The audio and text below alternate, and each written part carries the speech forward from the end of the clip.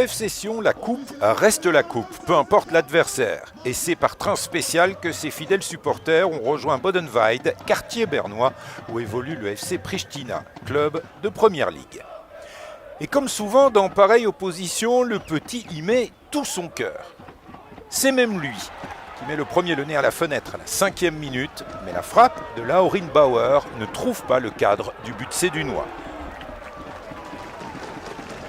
Mais parfois le cœur ne suffit pas et il ne faut que 7 minutes au Valaisan pour rappeler qui est le gros. Le centre de Chouaref est parfait, la reprise de Lukembila tout autant. 1-0 pour un FC Sion qui entend bien faire respecter la hiérarchie.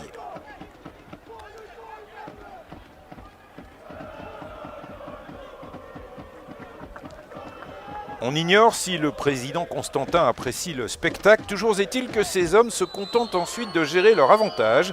Seul autre frisson dans ce premier acte, ce coup franc de Roudani qui frôle le poteau du but bernois. Les coups de pied arrêtés de Roudani, on en reparle en début de deuxième mi-temps. Son offrande trouve le crâne d'Airizi, mais ça passe à côté du but de Baumann. Sion ne parvient pas à faire le break.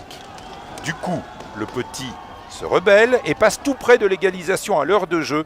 Il faut un tout bon Ratchiopi dans sa cage pour empêcher l'Écaille de ramener Pristina à hauteur. Ce 16e de finale est tout sauf une promenade de santé pour les hommes du président Constantin.